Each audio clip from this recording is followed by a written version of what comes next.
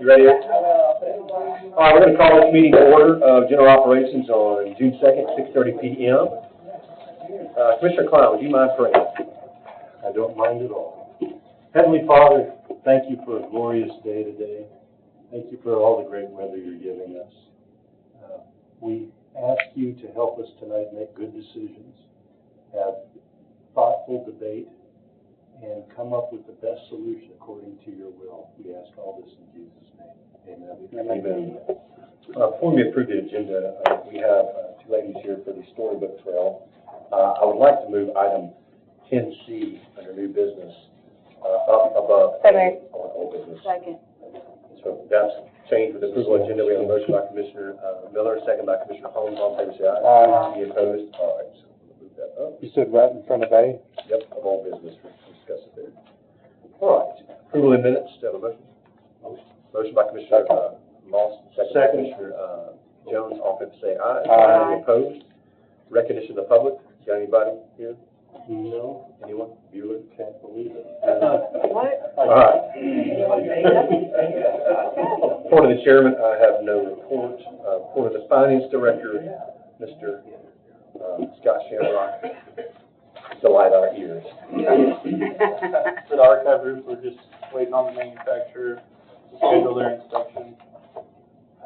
Westmoreland EMS, they've been working on the grading and the site utility installation, and then they're still working on the value engineering for the fire pump and all the things that go with that. How bad's the rock on that site?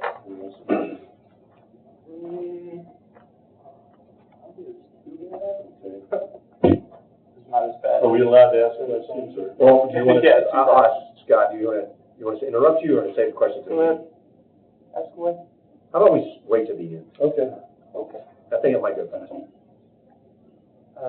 Oak Grove, Fire Department, they're waiting on the rock removal approval, and then they're gonna start to pour the form and pour the aprons and stoops. And Marshall and them are working on getting septic quotes for both the EMS station out there, because there was an issue with that at the beginning of the project, where the field lines were located where the station was being located. So they had to reroute them, and now they're working on a solution for that, since they had to reroute. From my knowledge, talking with Chris on the Brown House, his exploration stuff is completed.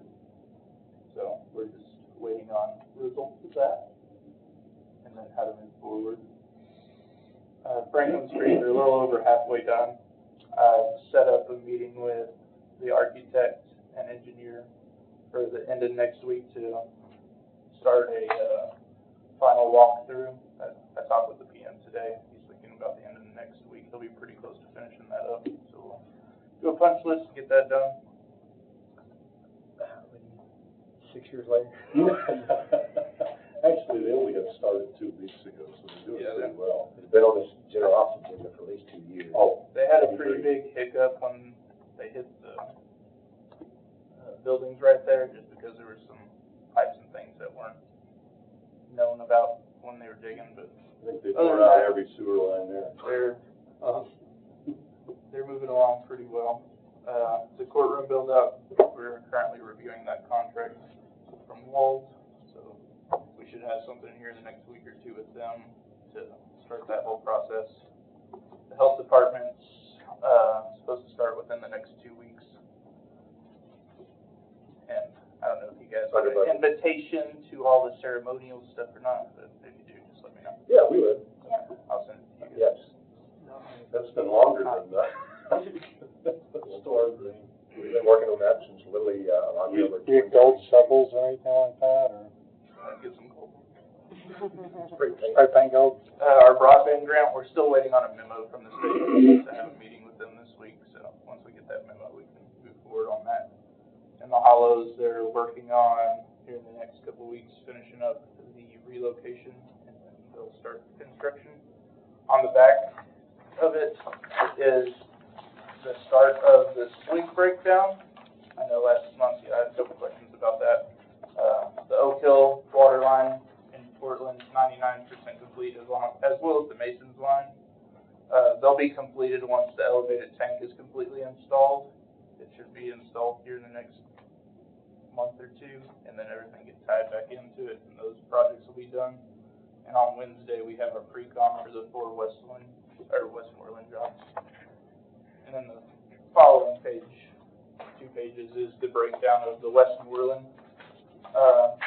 timeline.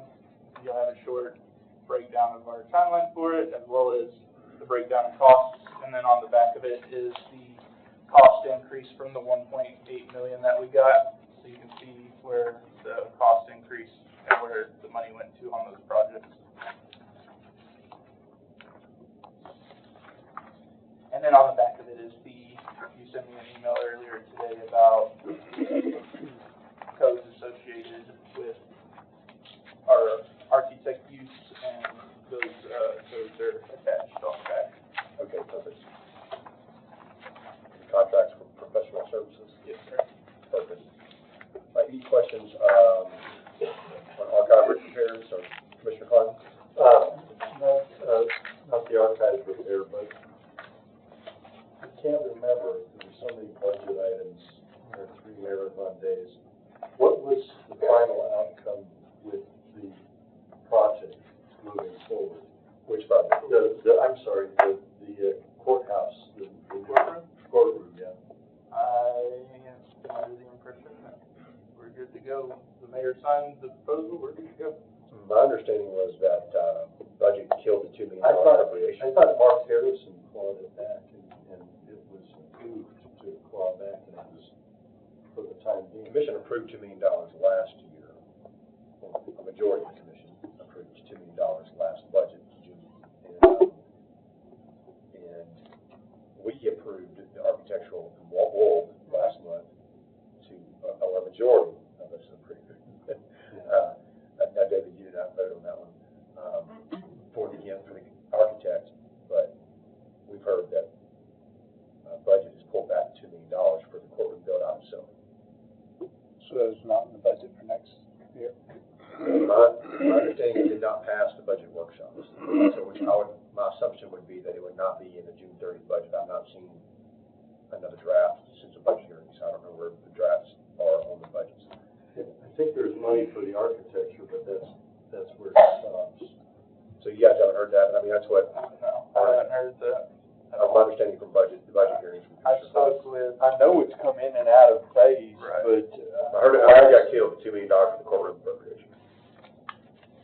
what happens when the full commission approves something and then you're going in the next fiscal year and they just, one committee takes out what the commission decided on? How does legally If that the happen? commission's already voted on it, that's where it stands until the commission votes it away. Correct, which is what happened, if it's not in the budget June 30th and the budget gets approved and it's not in there, then it's removed. Exactly, so we would be working under the fact it's approved until that happens, until the budget gets ratified, but As that's. of right now, we have $2 million appropriated and we have the architect. That's how I understand it, but I would will give you a warning that. that this raises a flag. So do you spend money on it? Do you Well, take steps towards it, knowing that it could be It's counted? going to be built. I can only do what the last vote was, which was the 2 million was there, so I'm gonna keep moving that direction until I get called back. So this committee, though, we can keep going until we, No, there's nothing for us to do, we're done with it. Yeah. Out of our committee. It's just a report. I'm saying he's got actions to go forward with, right? I guess they saw, what did they say? We've been 4 commissions approved. Voted on. Yeah, so That he's moving. was 2 weeks ago, yeah. That's what I'm saying, he's still going. After the vote. Correct. Hold on. I have a question about Oak Grove. So this is the 1.2+ million pole barn that the county commission approved for a water tanker at Oak Grove. And now you're saying, we're gonna spend money on a septic system and sewer lines that we weren't anticipating? Is that what Just moving the field lines, is my understanding, but I'll get with Marshall and get you a better answer. no idea how much it's gonna cost? I don't have a cost, so yeah. How far are they moving? I wouldn't think it's not a huge plot of land. They can't plumb to it? Because they can, it'd be very obvious, and that should have been included in the cost that we already approved. Right. So All crap flows downhill, right? I mean, as long as we're uphill from it, if it's obvious that it's not, that should have been in the cost of the building. Any other questions on, this list? Thank you for, let us know about that health department remodel, since we've been extensively involved in that, for 3 years. They're trying to get the ceremonial stuff scheduled. They're supposed to have their abatement crew out in the middle of June. Started and start turning to them after that. Make it a 5 o'clock ceremony. 6:30. All right. Not gonna happen. Anything else for, Scott? We'll move on. All right, thank you, Scott. Portland County Mayor, he is absent, and I'm gonna save, responses to his list when we get to those agenda items. All right, discussion for the, Storybook Trail. I'll make a motion to suspend the rules for, these Lakeside Health Department. You guys, the ladies from the Health Department, I'm sorry, I don't know your names. My name's Charlotte. Charlotte Lilly, second, you got all in favor, say aye. Any opposed? So would you mind just stepping up over close to where Commissioner Klein is on the end for, and just, state your names for the record and who you guys are with and what this ask is about. Sure. Hello, my name is Charlotte Hollis. I'm Lily Miller. We do work at the Health Department, but we're technically representatives of the Sumner County Health Committee. We're actually on the committee. But part of that committee is we're trying to establish storybook trails throughout Sumner County. We've already got one in Portland that we worked with the Rotary Club there, and we also have one in Hendersonville. We worked with a private entity there to get that established. For anyone who's not been out there, it was put up in place in honor of her father. So since then, we have been contacted by the Hendersonville Evening Rotary, and they would also like to establish one. They chose, I guess because it's kind of between Hendersonville and Gallatin, they would like to, if possible, put it up at the Station Camp Greenway. They will fully fund that project from beginning to end. The most that we're asking for from this committee here is the permission to put it there at Station Camp Greenway, and then to see if the county maintenance would be willing to dig holes and put cement in to hold those posts in. I'll let her explain kind of more what that looks like, or what the trail looks like itself. But that's how we've done it in both Hendersonville and in Portland, and it's been really nice. As far as maintaining it overall, that, again, we've asked that county maintenance already mow there. If they would just mow, we would be in charge of, along with other community partners and civic clubs that we are going to partner with. We actually have a committee we just formed for that to be county-wide, of who will be in charge of keeping the plexiglass clean, keeping the metal posts themselves clean. That'll fall on us, and again, not the county, because we know that's probably more than they can handle. Replacing things that are broken or things like that. I'm sorry. You'd be replacing things that are broken or damaged or vandalized. Yes. Okay. Does anyone not know what a storybook trail is? Sometimes people do. Okay. I read- I'll let this totally. I didn't know what it was, but I did read your readout. It was pretty self-explanatory. Well, yeah, that's true. Do you have a question? No, I have a comment. Anything that's dealt with on this, because of the way the budget's hanging, it's gonna have to go to the next fiscal year, just. Well, it doesn't have cost of the county other than just, I guess, county. I understand that, but as far as the upkeep and installing the poles and the cement and all that other stuff, it may be inconsequential, I don't know, but just food for thought. So any action item, we'd send it to budget for July. Yes. Or is it something the mayor could possibly just say, yeah, I've got enough in my budget to handle that medium or low cost? He's not here to Is answer. it possible? He does things like that in maintenance all the time, right? I can't answer that question. My point is that they could ask the question, and if the mayor gave his permission, they would avoid going to budget on something like that. He is aware. We did meet with him and a couple other people from the county, just FYI. So he knows about it. Give you an indication on anything? He just said he wanted to bring it to you guys first. Okay. So for those of you that don't know what a storybook trail is, basically, it goes on like a path, like at a park or somewhere like that. And the panels are about kid height, and there's about 20 to 22 of them throughout the trail, and it goes about a half mile to more than that. And so not only does it promote reading and trying to promote like new stories to kids and things like that, but also it helps with physical activity. So that's why they're normally about a mile and a half or more than that. So. What kind of stories do you tell?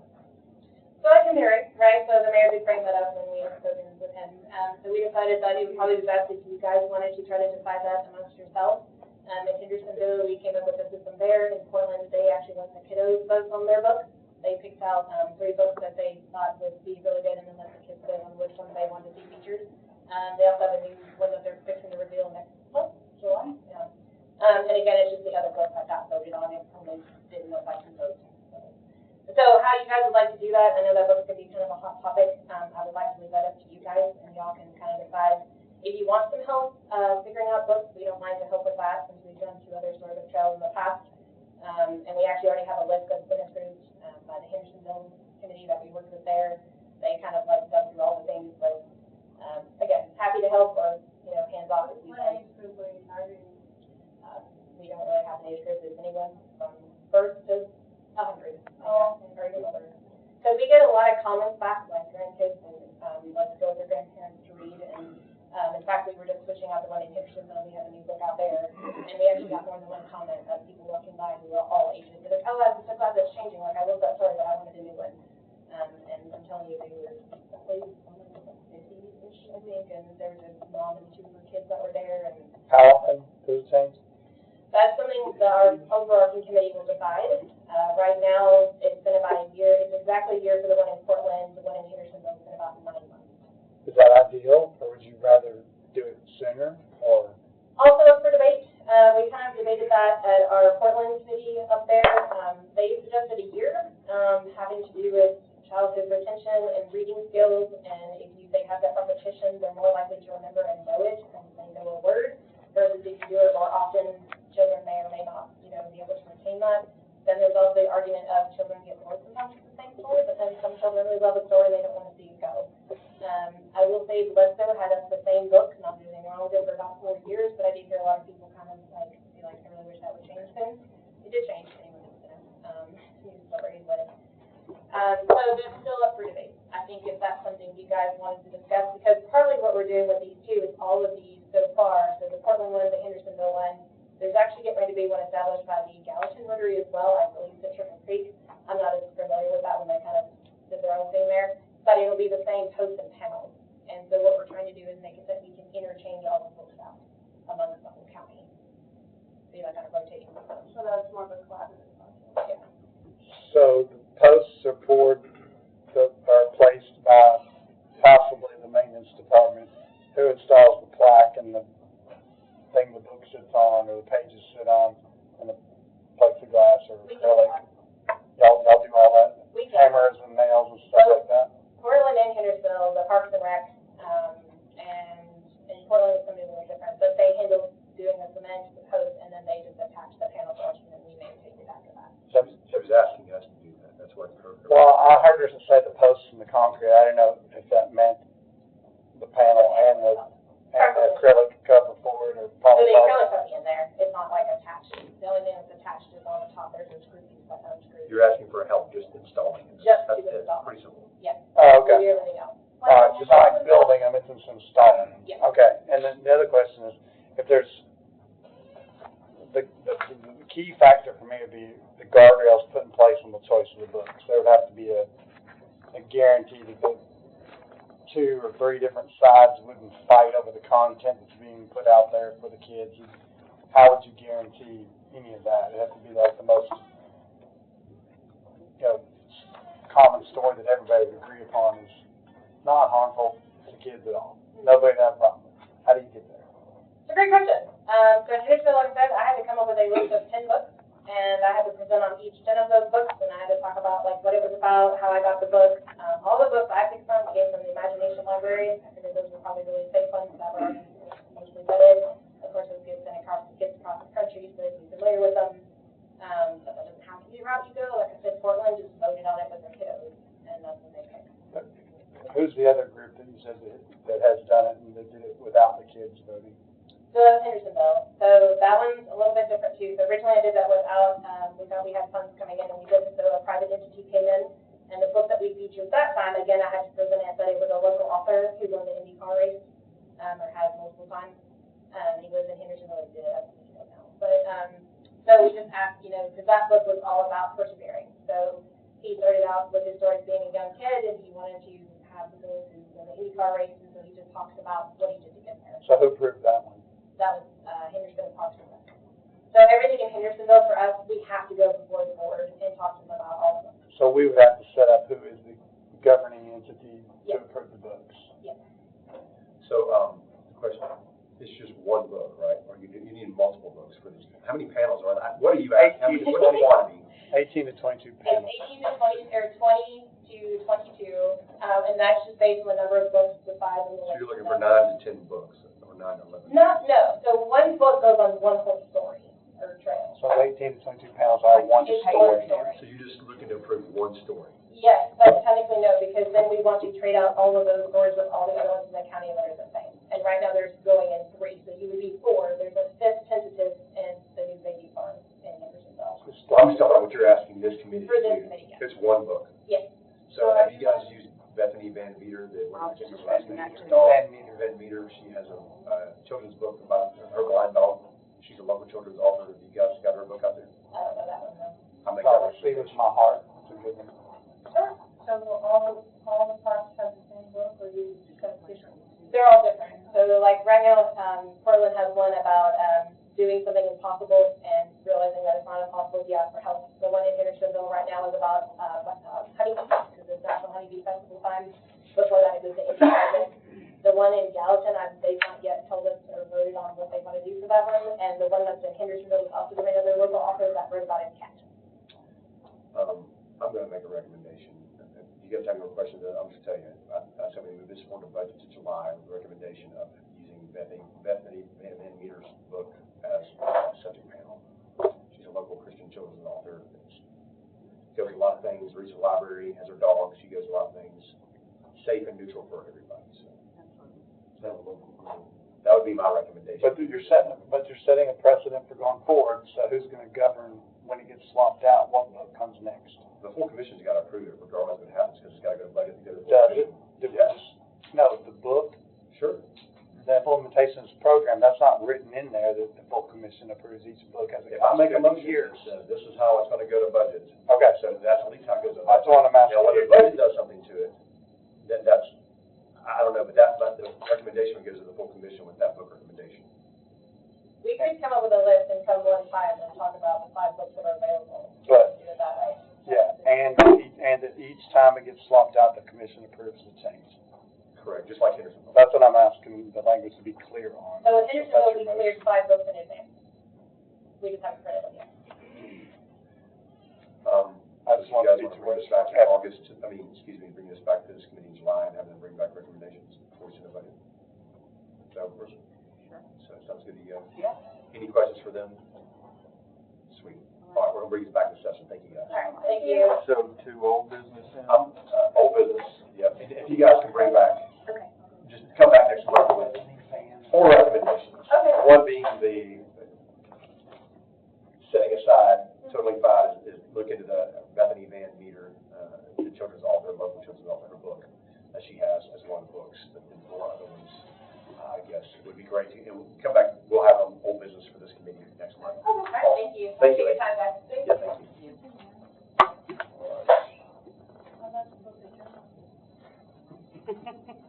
That'll rattle you. These Kirk Cameron books out there, that'll really get people fired up.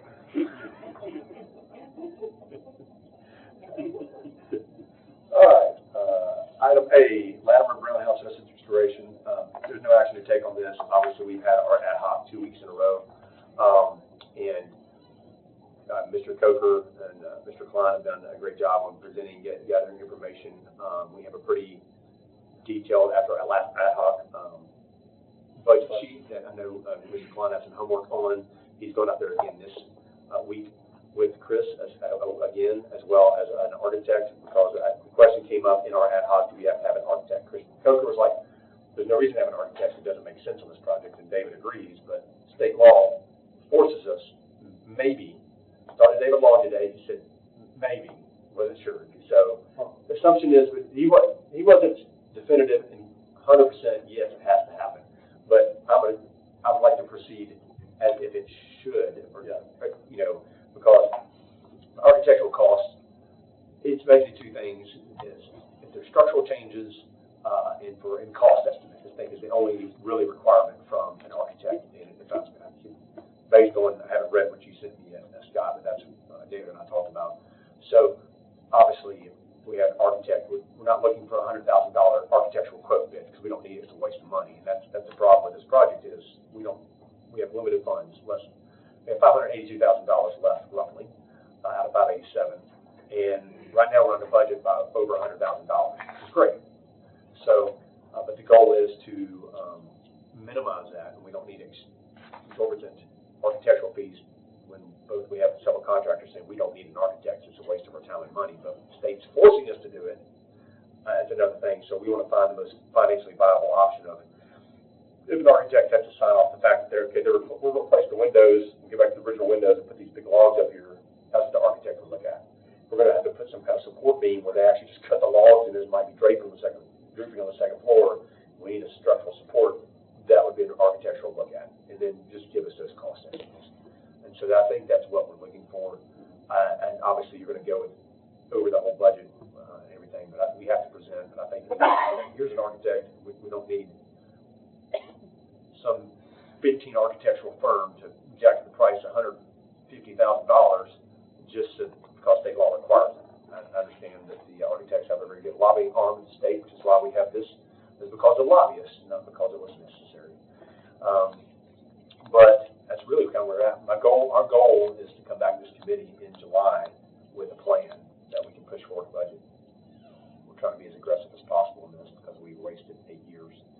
And so we are trying to be expedient in this process. And so we've had 2 ad hocs in the past 2 weeks. So we've made some good progress.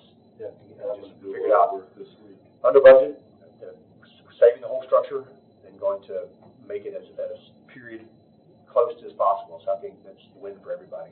So pretty excited about it. And trying to get historic societies involved with the process as we move along. We've had some good input that I think can help as well. So we're trying to get that. When I say historic societies, I'm not talking about state run. I'm talking about nonprofit groups locally and stuff like that. So to be involved with the finishing process when we get closer to this. So. But that's all we really have on that side. Without objection, we'll keep on all business. The goal is to come back here with some really concrete stuff. I know we have to get stuff for our policy to the finance department around the second or fourth week of June before we come back to this committee. So I think we said that we get the 16th was the goal of that week to get something to finance. Yeah. Just to keep you informed there, Scott. So we've been moving around, sailing swimmingly, other than the architectural aspect. That's the only thing we'll pick up unnecessarily on this case. All right, let's keep that. Items B and C, without objection, we're going to remove these from the agenda completely. Item B is not right because I spoke with Megan from the Children of All People, or the nonprofit that she represents, the Drug Prevention Coalition, as well as Judge Blanton last week. Obviously, we've done what we need to do a couple months ago, past this, and saying, hey, yes, we want to enter into some kind of agreement. They've stuck in budget and stuck in this budget cycle right now until we won't have anything after June 30th. We'll be able to come back in July. Hopefully, we can put this on the agenda in July, it might be August, but something will happen either to move forward. So we're moving that. Same thing with the Municipal Library. Mr. Sittler has reached out to the auditor for their request. They requested this information. They have not responded to us or Mr. Sittler, so we're going to remove this until we otherwise hear back from Mr. Sittler. So I'm going to strike B and C from our agenda, and we'll bring back as new business when ripe.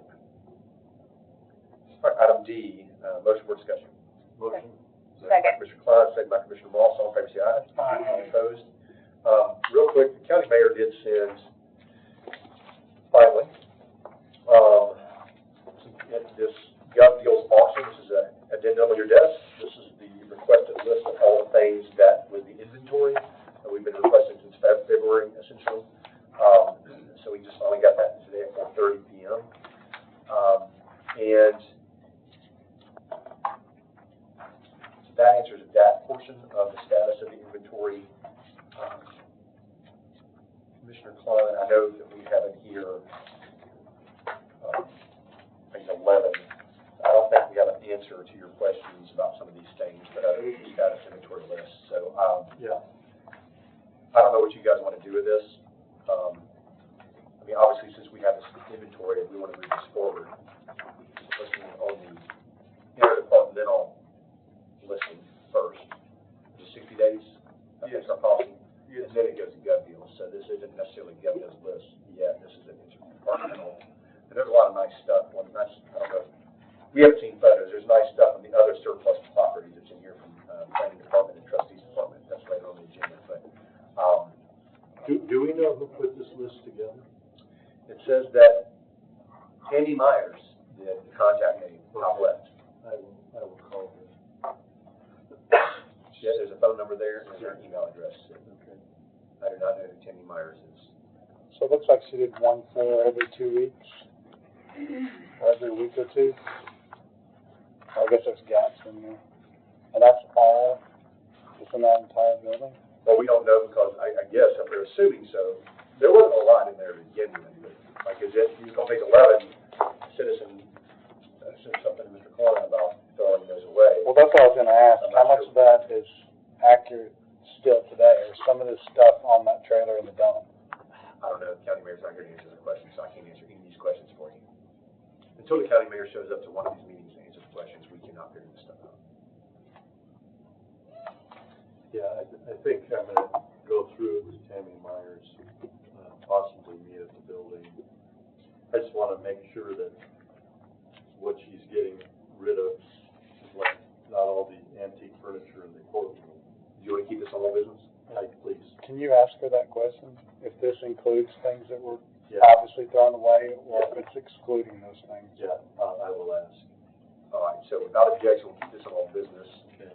Also, as part of the discussion, what are we going to do with this building? I did see that there was a newspaper article, I guess a month or two ago, about doing something with the building, but oddly enough, nobody came and talked to this committee about it, which is task and responsibility, so I just found that interesting. Yeah. So, 2 months ago? yeah, it was in like Cam2 News or something, county mayor and some other people in Galveston on the news talking about this ideas of what to do with this building. What were their ideas? I don't remember. So, it's just, but that's the purpose of one that's being on here. Let's stop kicking cans down the road and let's start moving towards plans to utilize county space. Sounds like somebody has plans. So that's what I'm trying, but that's our goal of having this on here, but that's why I'm trying to figure out what else is being discussed, or what do we do with this building? But step one is getting everything cleared out and the status of the inventory, so that's why we're still in this process. Right. Clean the crap out, get it, a clean footprint, then what can we start dreaming about, or what our options are? Yeah, because there's a lot of ad hoc walls that were built over time that just muck it up, and those should probably all be removed. There's been a lot of discussion of lawyers wanting to use that as space, as law offices, or been talking about the county maybe leasing it out. I know there's problems with that necessarily. Everybody's going to have a problem with everything that gets suggested. So, Well, I mean, the purview is clearly in this committee what gets done with it. Do we need to go ask Channel 2 News what they know? Is that how we get information now? maybe if you have contact. This is insane. So anyway, okay, we'll keep this on old business just because until we figure out, okay, goal for the past 6 months has just been getting this cleaned out since January, February, so we can start making plans for it. Thankfully, we got the Children of People building. We're moving along with that, so we're making some progress. I'm going to keep that. So is this on the website already, our county website? I have no idea because I just got this at 4:30 p.m. when your committee started. How I said this is all emailed to the commission at 4:30 p.m. So he named it Gov Deals Auction. It's not supposed to be gov deals. No, This is supposed to be on the surplus. that's why I'm asking this. We need to make sure it's what's the right I place. didn't find out about this till we sat down for this meeting. Yeah, but this is emailed after you guys started meetings today at 4:30. How do we find out that if this is on Gov Deals right now, or? Mr. Silla, would you follow up with the county mayor and find out, make sure this is going to the surplus first? Profit channels, yeah. Thank you. All right. Item E, discussion Cottontown debris cleanup. I will address you to some things. One, if you look at the handouts on your desk. Page 14 and 13. Well, page 12 to 14, you go there. No, just 14. Page 12 and 13 and 14. Oh, Page yeah. 12, 13, 14. I also have an email right here that the county mayor has sent a response to Mr. Sittler on May the 14th. Don't you guys look at this, and you can have this as well as the county mayor's report. We're going to discuss it all three. So last month, it's a pretty simple request. The county mayor wasn't here, and the request was when you're looking on page 14, which is this color photo of the debris that's left on. Is this all on private property or partly private No, property? most of this is on county properties, and some of it has migrated over to private property. Very little though. So one thing that came up, okay, let's get the homeowner's permission on private property to remove county junk. So we have that on pages 12, 13. Thank you, Tim, for following up with that, and Mr. Sittler for helping me craft this. So we have that permission. So that answers part of Mr. Isabel's email. Well, he's been wanting it going for a long time. Another thing, I guess, what came to, and Mr. Moss confirmed this last month, is that this is just junk. The county owns trailers. Our maintenance department has trailers. We have trucks that our maintenance departments can drive. This really just requires a couple people going out there and putting stuff on a trailer and going to the resource authority. Am I wrong, Mr. Moss? Yeah. So, but unfortunately, the county mayor is saying we need like $25,000 quote and like hiring this out to bid. This is not something that should cost county taxpayers any money. Money has already been allocated for this. This shouldn't cost any money. This is a zero cost effort of just, one, we need the permission from a homeowner. We got it. It's in the packet. Done. Two, but the county, you need to look at item E on this letter. I want you to look at this letter. It's very important that we read this. County Mayor says, still need approval and appropriation from County Commission with a defined scope of work for the project. So we don't need money, but I do, now that we have permission, the goal is if we have to do everything through 13 votes of the County Commission to ask the County Mayor just to use staff to move junk on county property, seems a little ridiculous and overkill. It's like using a cannon for a gnat. But if we need to do that for everything, we can do that. So we'll do that tonight. Let me ask you a question. Commissioner Janone. If you have debris on other properties of the county, do you have to go to the mayor every time and get $25,000? No, it's just right here because it's political. Oh. I've said it before, but people haven't heard. Those were two outbuildings on the Draper House property. When they demolished them back in the FEMA whole September 2022.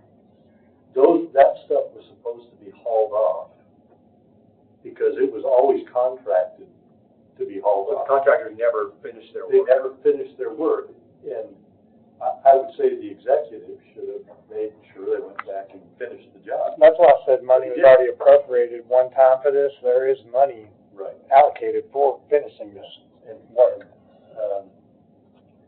I've got the contracts in my email, but I didn't read them yet, so I will go through that. But I think either they got paid for it or they didn't, but the money was allocated. Tim's right, and so this should be a simple thing for, a metal recycler would probably come out and take all the metal away for free, and then the rest could be burnt. Well, I'll just answer something. The county mayor had sent a response to the law director. It's paragraph 2 of this email, okay? So, red letter. It says the county commission typically does not delve into the oversight of trash disposal. Please advise that there's a policy resolution granting the county commission that oversight, and I will adjust accordingly. The committee will receive the inventory when it's completed. Individual responsible for that function will move finance. Indicated at the time. I guess this is talking about, the courtroom. My apologies. But we are talking about trash in this instance. I guess just on the back of this page, Mr. Isabel said, I will need an appropriation of funds and a clear scope of work requested by the commission. If the project exceeds $25,000, I'll complete the RFP and bid process with the project manager. Additionally, I will need the legal department to secure permission in writing for access to property. Well, removing this debris here is not a $25,000 project. I could go out there right now with my 8-foot long mowing trailer and pile this crap out some straps and take it to the Resource Authority by myself. You made a couple trips, But, you know what I'm saying, I have Sanford and Son business. Yes. But this is, I get tired of these games and this kind of thing, it's ridiculous. But I will tell you the authority the county commission has since it was asked. TCA 5-7-106, regarding construction and maintenance costs of county buildings and properties, says that county buildings are to be erected and kept in order and repair at the expense of the county under the direction of the county legislative body, and permits the levying of a special tax for that purpose. Well, I guess we need to direct the cleanup of this silly little thing tonight to move to the full commission so we can instruct the mayor to have his maintenance guys go out there with a county-owned trailer and a county-owned truck and just pick it up, wear some gloves, so we don't have to go to the health department, and go to the Resource Authority free of charge to dump this stuff. It's not rocket science. I agree. So, Is that your motion? that's my motion. Second. So, the motion is to send to the full commission instructions by resolution to the county mayor directing him, according to TCA 5-7-106, to have his maintenance department use a county trailer and a county truck to pick up county trash on county property to take it to the county resource authority for disposal. And I so move. Second. All right, got it. All right, Tim's got that second. Any questions, Mr. Lawler? No. All in favor, say aye. Can I add an amendment? This is a job that should have been done 2.5 years ago. He needs to finish the project. Would that be appropriate? I think that's going to confuse things at this point. Okay, I I withdraw. Motion passes unanimously. We're going to send that to the full commission. Can I ask just one silly question? Sure, ma'am. Silly, and maybe your head, but not mine. It's $25,000. Where in the world did he come up with that figure? Because that's. Go by the county procurement policy, if something requires over $25,000, it's got to be put out. It's just muddying up the project even more. It is, It's just playing politics. it's being silly. Oh. So does that mean if I say I'll do it for 20,000, I give it? Yeah, exactly. I'll do one for I'll split it with you. If it's up to 9,999.9, we can speak it. No, it should be done, this is silly, let's go pick up our trash, we shouldn't have to go through this process. I mean, get the metal and scrap I it, have one too. take all the wood, pile it up, burn it. Yep. Put it all right there in one place. There we go, it's that simple. All right, well, we're gonna move on, we voted on that, so no further discussion. Item F, got a motion for discussion for the Motion to discuss. Millersville EMS station reconfiguration status. Motion by Commissioner Klein, second by Commissioner Miller. All in favor, say aye. Any opposed? All right. This, obviously, the MOU, just a brief recap, is now null and void and moot after the last commission meeting 2 weeks ago, because the city of Millersville has agreed to take on the cost of renovating their own building themselves. Therefore, that MOU was all about us doing the work on their property. So we don't need that, it's dead. MOU is dead, we don't have an MOU. So this is not about a discussion on the MOU. This is now discussion to figure out options. We still have EMS staff in a trailer that we're renting. We don't know if Millersville is going to fix their problem. Do we keep renting or do we buy the trailer? I know Commissioner Jones has been in discussion with the manufacturer, the rental RV place. The rental place with the mayor. So that's kind of a short term. And second thing is, we know that Millersville has stated that they intend on raising revenue somehow in order to hire more full-time firemen somehow to then be placed in their Bethel Road location full-time in the current EMS living quarters. So we've been giving, I guess, an eviction notice. It's just not immediately. It was in April. Now it's like, okay, we can move back in when they fix it, but we don't know how long it's going to be. It's going to be, I guarantee, We don't know how long we'd be there either. a year or two. But the point is, a long-term solution has to be made, since we know that we're being evicted from those living quarters, and we're going to have to build onto their building, build a separate building or relocate or have our EMS housed permanently in the trailer. And I know that's probably not going to fly very well with a lot of people. So I'm just kind of giving you guys options. Part of this is still on here from old business, but it got removed, MOU portion. But I'm just throwing that out there for discussion points of, it's up to the committee. How short or long term do we want to think about this? So, Commissioner, you know. I know last time we talked about looking at another piece of property over by, was it the library? We had, Mr. Shipman did look into it. We do own that property, but I did it. I don't know if you've looked at it. It's pretty small, right next to, you're backed in by a creek, 31W, which is a little highway right there in front, and the interstate right behind you, and then the library. So I don't know if it would be big enough for a ambulance bay station and living quarters or not. I'm not sure, but we do own that property. So to answer your question, that is an option if the county wanted to spend another $4.5 million to build an EMS station, which we're, or do we? I know that an estimate of $650,000 is exorbitant and just wow. How did you keep for 2 veterans? So the question is, we don't own the property, but here's how this works in the county. The county doesn't own most any properties that we have ambulances, so to understand that, and we don't have agreements with any cities or municipalities. It'd be foolish for a city to kick us out of their city because cities don't provide ambulance services, and county residents pay for cities to have that ambulance services. If you live in the county, you're paying for gallons of residents. Your taxes go towards that as a county resident. For them to benefit from it. So it's silly and a stupid game of chicken for cities in the county to get in a squabbling match. It's happened a little bit in Hendersonville already over their fire station. They try to get the county to build them a $5 million plus fire station plus and a fire truck for no reason a couple years ago in the Shackle Island area. And using county funds to do it.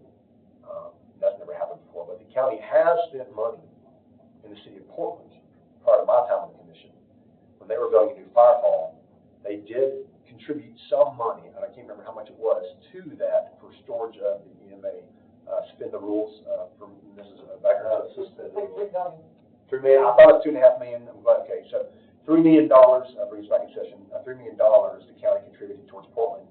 Wasn't just for ambulance and EMS, it's also for EMA for storage of gear as well. So it was dual purpose for 2 different county departments. That's the only case that I know of where the county has contributed $1 to a city for that type of infrastructure.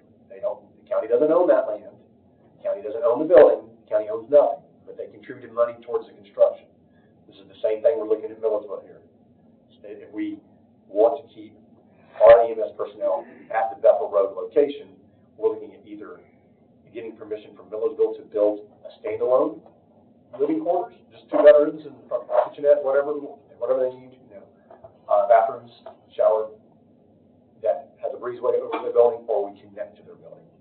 I'm not sure which is the least cost prohibitive.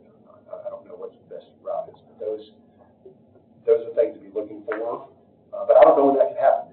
But it's going to happen. We know in the future. So we've been talking about it. So we can table this discussion and just go with buying the trailer or renting it, or we can start looking for plans.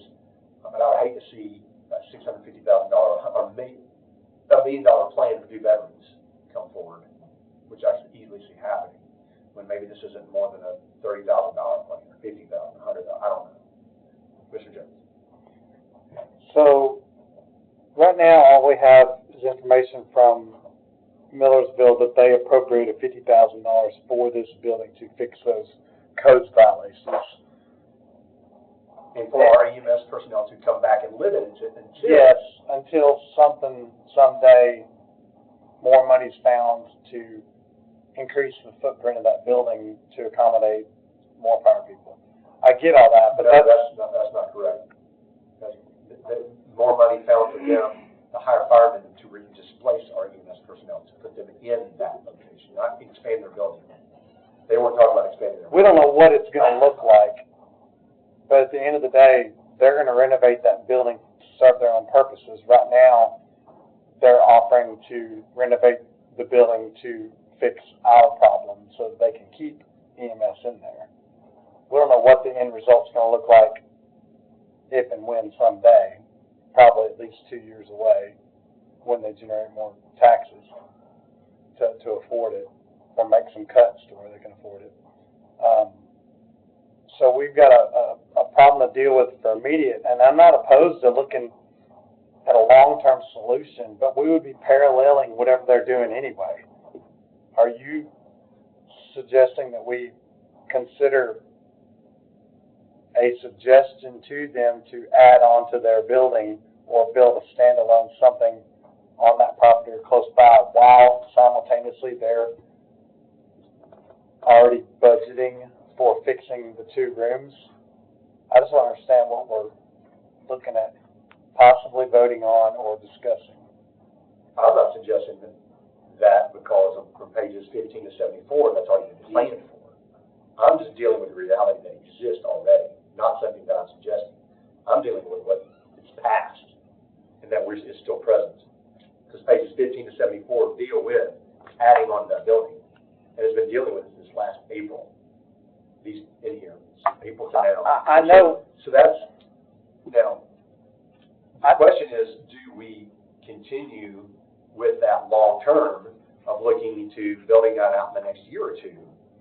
Or do we table that discussion right now until we know how they retrofit the, there's two ways of looking at it. It's a short term and long term. So we can table the long term and just stop talking about this for now.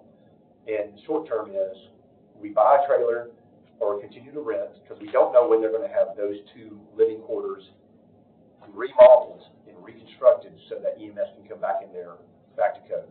That could be 6 months from now. At that point, we should have bought the trailer.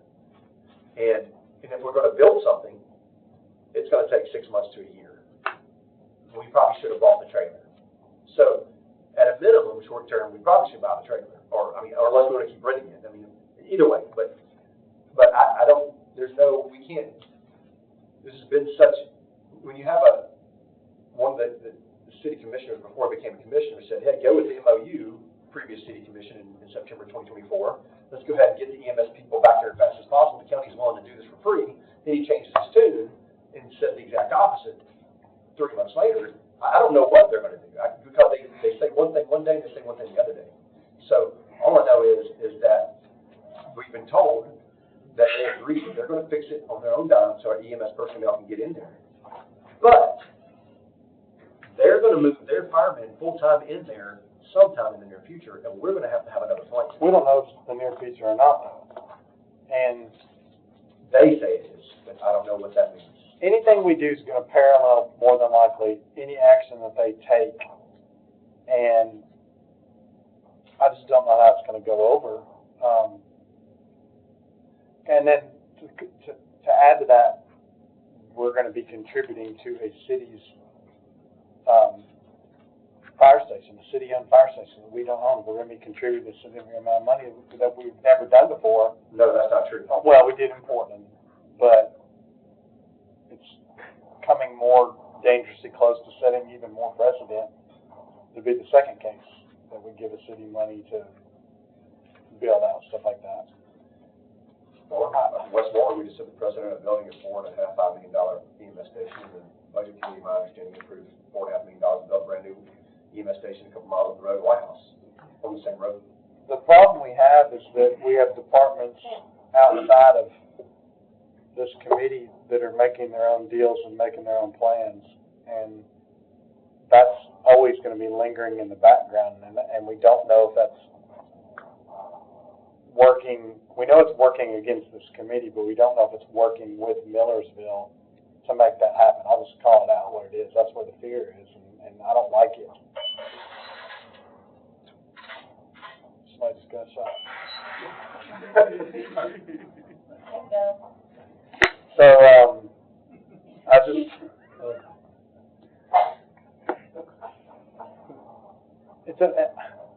how do you make decisions like that? The cost of buying the camper that's out there right now is about $47,000. to buy a used camper because we opted for the most expensive route that's got 2 full bedrooms and 2 full bathrooms instead of getting one with a shared bathroom like they all shared when they all lived in the same building. To get a standard camper that would have worked, we could have got for $36,000. We've spent over $36,000 now on rental fees. Probably close to 38 now. So this has not been looked at with a fiscally conservative eyeball and managed from the get-go. And that was not a decision made by this committee. Right, because it was supposed to be a quick look at something, how do we fix it, but it's been drug out now to where it's cost the taxpayer so much money, it's going to become a sky is falling situation again. We got to do something, we got to do it now. Like everything, it's not happening as fast as typical, but it's being drugged through to where that ends up being the result. I don't know what the appropriate action is, but anything we do will be paralleling what's already been decided in Millersville right now. I think we need to work with them on timelines and what they have planned and how long they plan on us using it. Because if everything's on their dime right now, they're funding everything, why not take advantage of that as long as we can, rather than spending our own money while they're doing that anyway? I just don't know. It doesn't make sense. I think we're working off the unknown here. I think this really boils down to what do we do with the trailer, does it not? We either get a trailer or we keep renting it, because everything else is an unknown. Right. Well, so we could second guess this all day long. We can learn from the past, but there's nothing in the future. I agree. To tell us where to go. But I think what the chairman's talking about is more long-term plans. Do we need to consider them? And that's where I think we're at too. I think they're separate discussions, though. I think what the meat of the topic today, and again, I'm not an elected official, so I'm just trying to shortcut this a little bit, but it seems to me the trailer is the priority to deal with at the moment. And then whatever you want on long-term, y'all can long-term that however you want to. Commissioner, no. The trailer, I just had 2 questions about the trailer. Who manages the sewer on that? Great questions. Anybody know the answer to that question? And who manages the water hookup? Is there a water and sewer hookup to that? It's probably just a hose, or, I mean, Are they even using the bathroom in that trailer? Or they go inside? I don't know that. The reason I ask is because there are pump outs on those trailers, and my question is, who's doing the pump outs? If we buy it, then we have to figure out how we're going to hook it to sewer, like all that. So that's an extra cost. You got to remember that with the trailers or campers. That's a couple questions I had in my head. Mr. Shamrock, have you had any invoices for sewer disposal or anything? I'd have to go back and look. If you're not, then the answer is they're not using the bathrooms in that camper. If that's the case, we can go with the cheaper cost trailer. And that would make sense. We could do that anyway. Because they don't have to be sleeping in the 2 sleeping quarters to use those bathrooms. So, they sleep in a trailer and they take a shower and whatever In the building. Plus, obviously what they've been doing if there's no sewer hookup. That's a fact. So there's no disposal. So. I mean, if I woke up in the middle of the night and had to pee, I definitely don't want to go out in the middle of the yard and go into another building to pee. Because especially in the winter, I mean, seriously. That's a great question. I don't know what they've been doing, but evidently I'm just saying, if we don't have any kind of sewer disposal costs, and if the rental company doesn't cover that, it's not hard to deduct. They're not using the bathroom. Some of them do pump outs. It could be in the rental. Could be in the rental. I don't know. So that's a good question, I guess, to find out. But most of this committee want to keep renting because we don't know how long this is going to take. It might take them 3 months, 6 months, 8 months to fix that facility. By then, we could have bought another trailer. I'll leave it up to. I mean, it's maddening. It's maddening that we're here, but we're here, so let's deal with the reality we have. Not the one we want. Well, I think the answers we need about sewer and water are important before you even, because if you're renting it and they're taking care of all that, then then you gotta look at the cost of hooking up sewer and water. Yeah. And so that could be very expensive. That was discussed in a previous meeting in this Yes, sir. room about permanent sewer and water hookup for Yes, the trailer. absolutely. So if you do get your own, you may be required to do that. I think we should stop the bleeding, so I'm gonna make a motion that we buy a trailer, not necessarily that one, because I don't think we need two separate bathrooms, and that's what makes that one so expensive.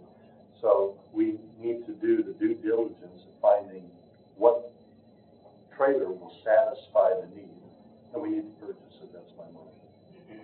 And to bring that back next month. Do you have a limit, cost limit? Do you have a, If I could read to you what the salesman for Nashville RV okay, said, so he said, I've run through some purchase options for you guys on the potential RV trailers. Purchasing the 39 HVA that you currently are renting would be the best option. There's no additional transport involved. There's no dealer fee, but most of all, it's the only available floor plan that truly gives 2 beds and 2 baths. The cost would be right at $47,000. The more economical options only happen if you compromise the second bed or the second bath. So you can get a 2-bedroom, single bath for, like I said, $36,000. Then I asked him, I said, well, I'll forward this to the committee, thanks. So is there an option to buy this current rental unit? Can it be bought as a brand new unit, same model, or is this the price of the now used one that we have? He said that price would be the purchase of the current unit. A new 39 HBA would be in the neighborhood of $63,000, and the factory is not building one currently. A new one, frankly, doesn't bring a lot of value into the equation for you guys.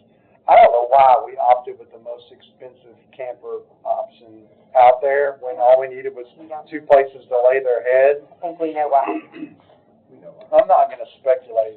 It's so ridiculous. I don't think it's fiscally conservative, but nonetheless, that's where we're at. So $47,000 to buy the one that's sitting on the lot, or buy a brand new one for like 36 plus taxes is 40 something, and and it's a move it on? 2-bedroom, 1 bathroom. Does that move it on to the site? Delivery. Sorry, Does that move it on to the property as well? he didn't say that part. I don't know how much delivery costs for something like it. It's a camper. It's not a trailer. It's a camper. So it's literally probably a 5th wheel or something like that they just drag out there and park. So it's not a lot of setup. I can't see it costing more than a few $100s to drag it out there and drop it. But Got enough, that's pretty good in this county, I can go ahead and pick it up. My motion is to not exceed $38,000. well, you got taxes is going to be 40. I mean, so David, you're not gonna get anything less than $50,000 out of appropriation. 47 keeps us in what we have. No movement. Just leave it there. You don't have a second yet for your motion, so. Pardon? You don't have a second for your motion, no? He hasn't really formed the motion yet, so. You gotta still figure out about the hookup. I mean, Here's my that's the recommendation, question. The permanent hookup? if you're amenable to this, your motion to get a second. This comes back next month, it's investigation on water and sewer hookup, how much does that cost on site? And who's doing it now? If they're doing And it. who is doing water and sewer now for that 2-bedroom, 2-bath trailer? So I think once we know the answer to that, then we can make a decision on whether we want to rent or buy, continue renting or buying. So if we do nothing, can we just leave it on the thing for next month? Correct. I'd be okay with that too. Okay, I withdraw any motion I was trying to. Well, I would still continue your motion. Oh, okay, Would you like me to read? I'll make it. okay. So, I'll make a motion that keep this whole business, but Mr. Shamrock, if you can investigate what would be required to put water and sewer on location as a permanent hookup for that trailer that we have. And 2, is the rental company currently coming and doing sewer disposal on that trailer? Or is that trailer even being used? Are the bathrooms even being used in that trailer currently? I would say who is, not are they doing it, because he can reach out to them and they say no, we still don't know. Just find out who is doing the sewer disposal if it is happening. No, because he'd be getting an invoice. If somebody's doing it, they would know. Right now, there's no invoices except for the rental company. He doesn't know that. Huh? He doesn't know You don't know if that's happening or not. if there's might be a separate invoice, you don't know if there is? There might be, I'll have to look them up. Okay, so, then you go then. So you can find out if there is Either way. something unknown, Yeah. or if the rental company's doing it. Commissioner Klein? Should we find out if we actually need 2 bathrooms? I sense we don't. Well, that part may answer itself. If he finds out that there is no sewer hookup, then we know we don't need 2 bathrooms. Yeah, we don't need any bathrooms. Well, you might if they start working on the building and you can't go use the bathroom. Their bathrooms aren't in those bedrooms. Their bathrooms, and their break rooms, and laundry rooms, and food rooms, they're not gonna cut off access to that, unless there's an outside door to get into on that. Yeah, they have a bathroom in the area that's got the living room, the kitchen and all that, and then each one of those sleeping quarters has a bathroom. So technically there are 3, at least 2.5. All right, so my motion is to defer this until July, coming back with information on sewer, water hookups, what's happening now, what would it take if we bought a RV, what would it take to hook up costs, to the county to do that? Got a second by Commissioner Klein, all in favor say aye. Aye. Any opposed? All right. Clear as mud, Jennifer, on that? Hey, the ambulance building is, ambulance outside, stays outside? No, it's inside, and it's gonna continue to stay inside. It's just that there's literally, so this is like the front, you got 3 bays, or they got 3 or 4 bays. There's the ambulance bay here, there's literally 2 bedrooms, and they turn into 2 bedrooms right behind the ambulance. And they get this in a hallway, and like, there's a hallway here, there's a kitchen, and the laundry room, and some other stuff, like a lounge room on this corridor, this is the corridor on the front of the building. So there's a, entertainment room, laundry room, and then big kitchen area in the back. Then there's a hallway that goes out, and this goes out to the main bay. The ambulance is parked here, right next to this, and there's 2 separate bedrooms, closed doors and everything, but they don't have a point of egress behind, like another escape. So, but it's been that way for 20 years.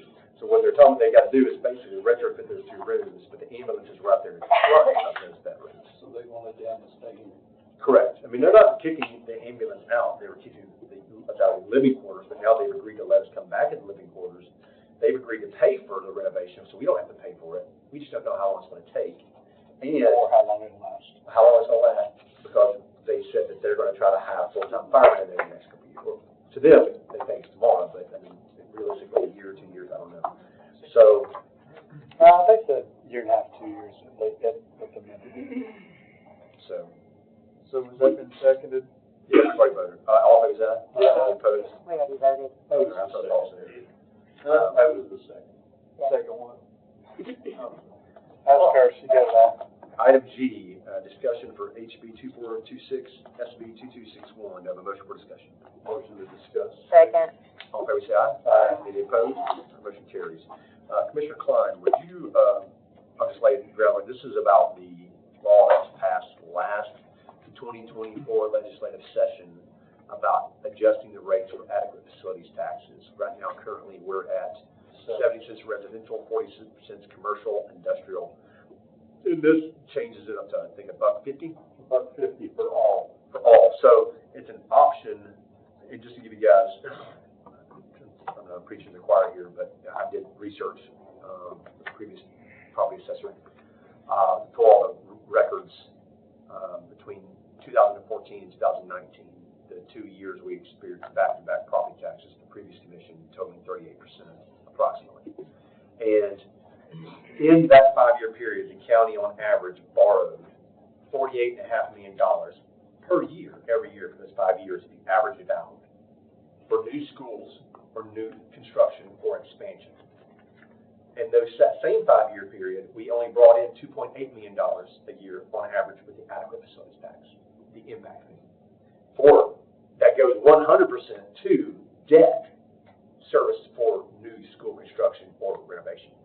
$48.5 million per year with 2 tax increases of borrowing, and only $2.8 million a year in revenues to pay for that borrowing.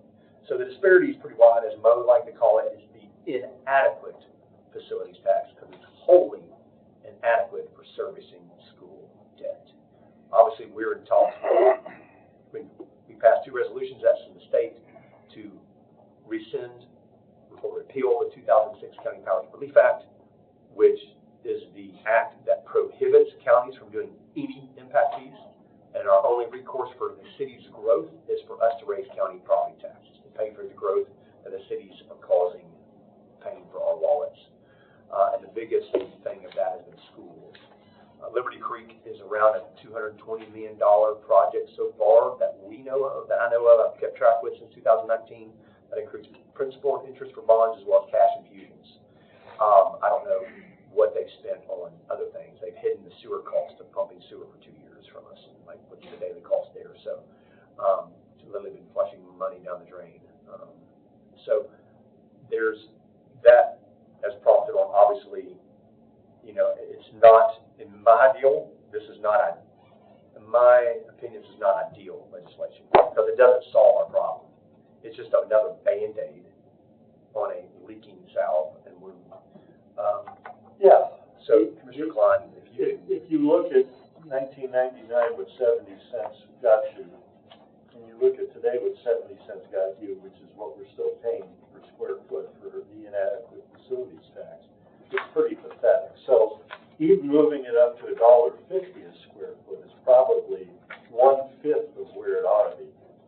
And so, to give you an idea, what we're receiving now on a 3,000 square foot house at 70 cents a square foot is $2,100.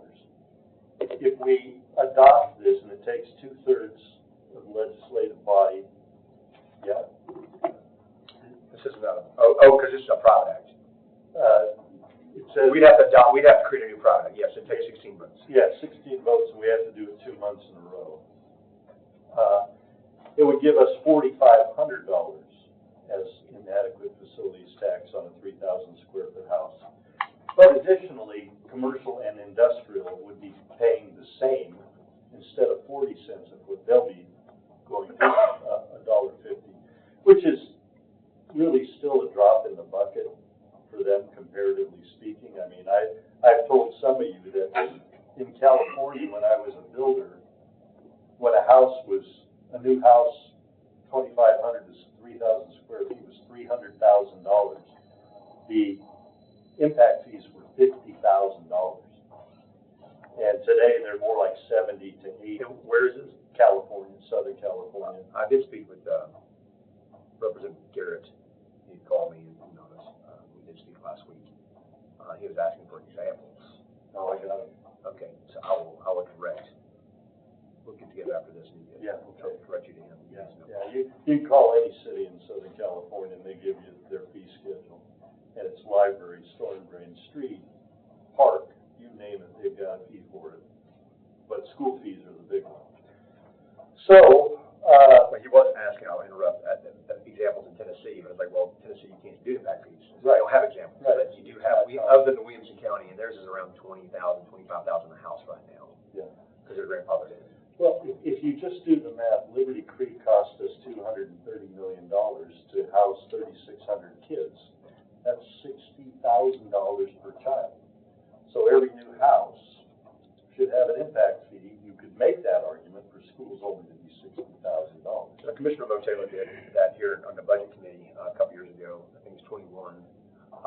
There's a video of this where he didn't mention, like we were dealing with, it's probably 2020 when we were dealing with the meadows, when the city of Gallatin kind of, I'll say, spot zone, spot annex land for the meadows, which they did. They did an interlocal agreement with the county. It's the only way they could do it legally because it's an island.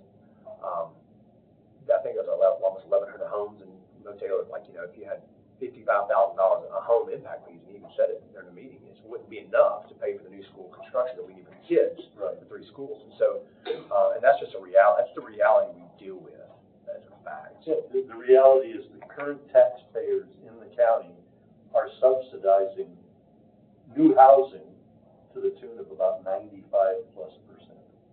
Not to mention all the other infrastructure. Yeah, that doesn't include highway, doesn't include sheriff and jail, courthouse, and new precincts, ambulances. Doesn't include that. Right, right. I'm just talking new school construction. But the point, I'm just backing up your point. Taylor spoke a couple years ago and said the same thing with using the $55,000 number.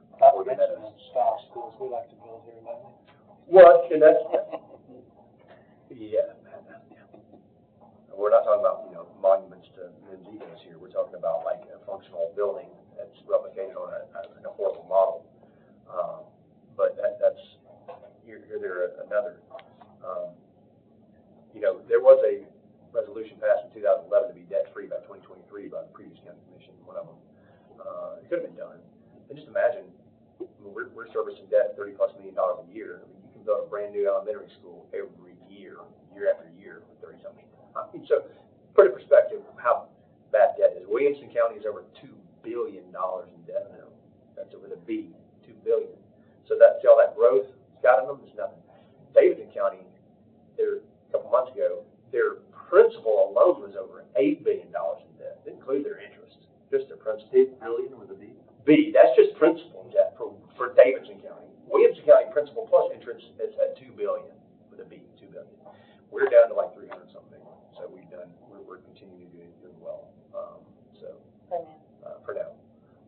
But there's a lot you can do when you're debt free. Right. So I would agree with you. This is barely scratching the edge, but it's better than staying at 70 cents. Much better. And I've been through this document now 3 different times. And there were a couple of things that I thought were gotchas, but they talk about a mega industrial site. That's 1,000 acre, that's defined as a 1,000-acre industrial project.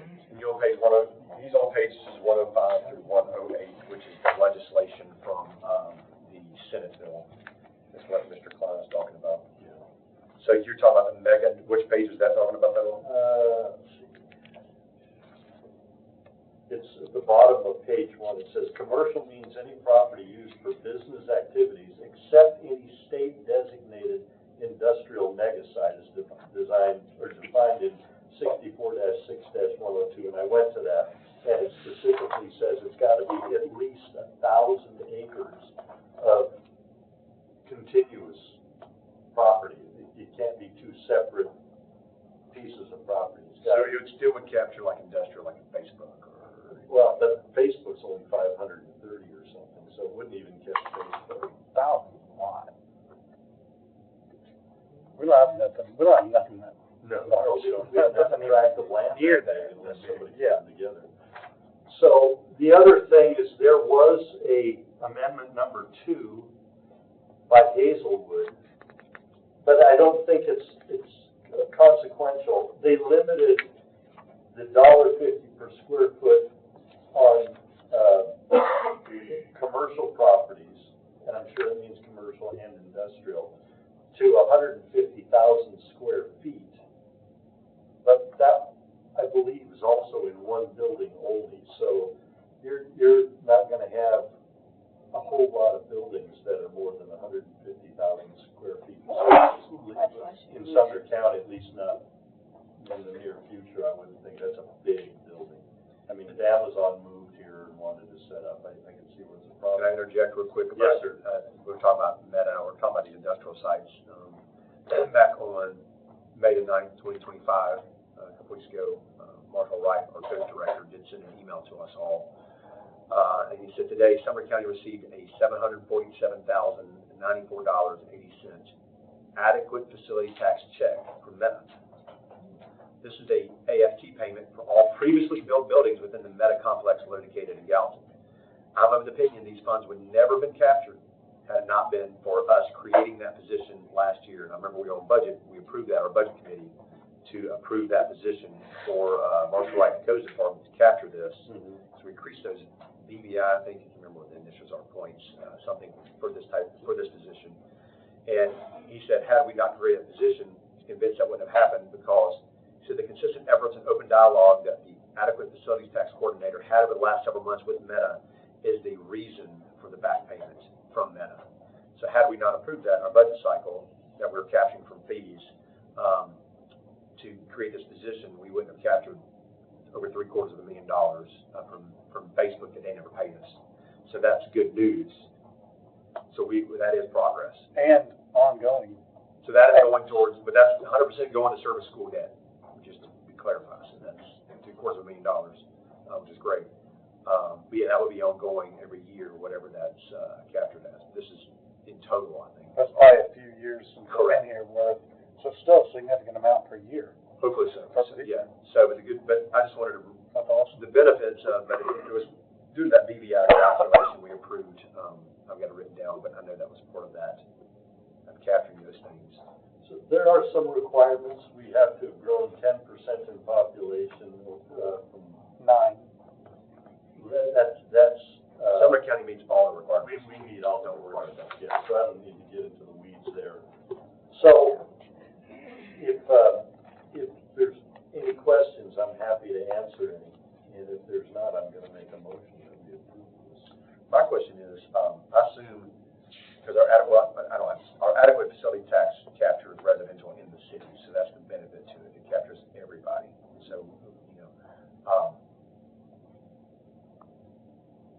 one thing, if the county does do this, you're locked in for 4 years. You can't get out of it. That is on page 107. It talks about that.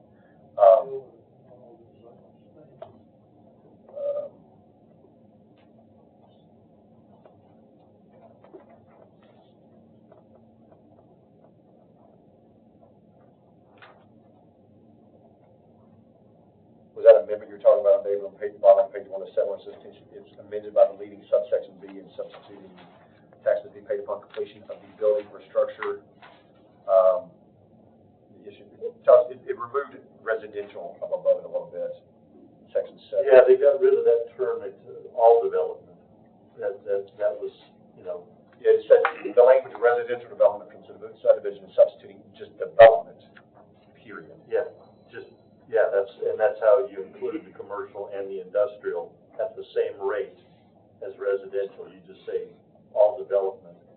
And I went through every one of these TCA section 67s, and I can't find fault with it. And I'll continue to go through it, but I would encourage everybody else to. I just don't see that there's a catch anywhere. Who's responsible to, like it says on the very top of page 107 under D, to continue to levy this tax, the county must verify qualification with the comptroller every 4 years. Who's responsible to make sure it happens? The comptroller reach out to us, or does somebody in what department has to check in with them, or? It's our finance department. But we have to put it on them to do it? It's based on federal census data. Well, or it says using federal census data estimates if basing qualifications on a 9% growth rate under subdivision A2, or at the end of the final year of every 10-year census period if basing qualifications on federal census data under subdivision. So there's different ways to qualify. Well, you Who's responsible at the end of every final year of every 10-year census period? That's the fuller part. That's probably what we're doing now. I'm just making assumptions. Or every 4 years. I don't know.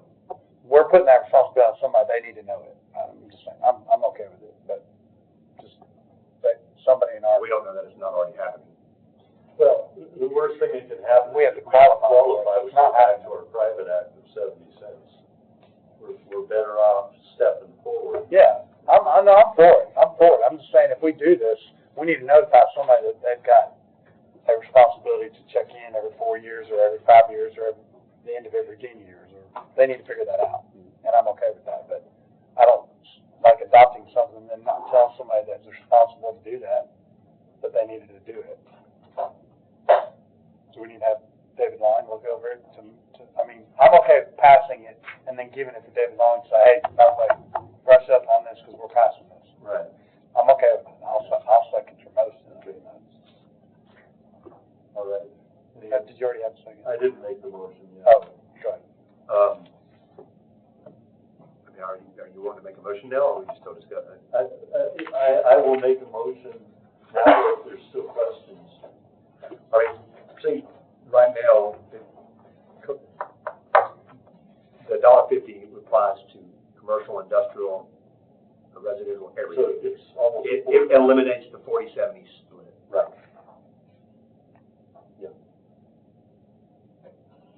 Yeah. And my experience with industrial and commercial development, they just roll with the punches. There's more money in industrial and commercial than there is in residential.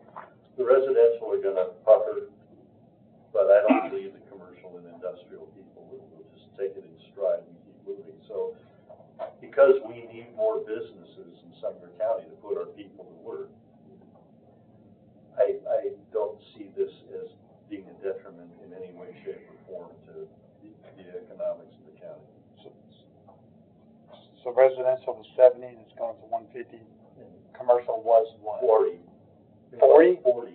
And it's going to to about 50. This state law allows for that. New construction. Yeah, this is all new construction. This is a one-time fee. I mean, Yeah, it's a one-time fee. it's not repeatable fee to answer your No, question. no, We don't connect it. I know that. This the property taxes, but they don't pay property taxes. No, I understand. I just want to state this from what I do. I mean, that going from 70 to $1.50, that's going to be passed on to whoever buys the home. I mean, that's obvious. It's going to make, new construction, it's going to change the game because it's going to make new construction more expensive than, because that's the problem right now. There's so much inventory in new construction, like, the housing market's having struggles with, site-built homes that are already there, and people are choosing the new construction. So I think that's going to be a little bit of a game changer too, with new construction. Cause it's going to, they got to pass that on because it's new construction, and they're going to pass it on to the buyer of the home. So just keep that in mind. Yeah, can I ask? I will say that Commissioner Klein, correct me if I'm wrong, but when you were heavily engaged in development in your neighborhood, a quiet county, non-incorporated, dead-end road with 5-acre lot minimums, somebody want to come and build high-density residential in there. One of the things that the builder said why he came here and not Williamson County is because Williamson County is too expensive because they have educational impact fees. Right. And so it's a little bit of a deterrent in a good way because we have a problem exacerbated. Because the question that I've always heard citizens ask for the past 7 years is, why should I have to pay for somebody else's new road? Because when you force me to pay for growth in Westmoreland or White House or Hendersonville, I live in Gillisville, or Gallatin, it's socializing the costs. You're confiscating my tax dollars against my will to build houses to decrease the quality of life, in my opinion, and increase my property taxes against my will to increase the volume of people that live here, which just creates more congestion, crime, traffic problems, and is changing things in a negative sense. A lot of good. We have a lot of great people moving here, but with growth comes problems, and it's pain, some of it. But the problem is growth that I have to pay my tax dollars towards against my will, and that's how I explained to Representative Garrett, that's a problem the state's going to have to fix because the entire model of growth in the county is social, and the state is socialistic because growth doesn't pay for itself, and people are able to write a check to a politician, get something passed, make a big profit. Politician profits higher than campaign donations or trips or whatever, and then it's us, the little guys, have to pay and fund all that on a continual basis, and it's not right. And citizens are sick of it. They used to show up at Gallatin all the time saying, stop, stop, stop, and Gallatin won't stop, even though the majority of citizens are like, stop. This is just, they're beating their heads against the walls. But I understand, it's going to be passed, somebody's going to pay for it, sure, but, the people moving here from out of state, I hear people say that everybody moves from out of state because we do have low property taxes, and I hope we keep them that way. It's like, gosh, I'd rather pay, I don't mind paying more money for a house because I'm saving money on property taxes. But people are paying $8,000 to $16,000 to $20,000 a year in property taxes in a lot of these states they're moving from, they're fleeing from. And these are states that have income taxes as well, on top of high property taxes. So it's only, we shouldn't be punished because we're taking everybody's revenue. We're paying. If you're going to come here, then you pay for your own growth and you benefit from your own growth. That's a capitalistic model, in my opinion. But I understand what you're saying. People are going to. I'm for this. I'm for it. I'm just saying it's gonna change things somewhat. It is. It's people say but it's my opinion. It's not the government's responsibility to provide housing. I agree. That's not our job. Because we have to deal with the fallout of the people, and we have to provide the services for the people. But where do we get the money? From the people.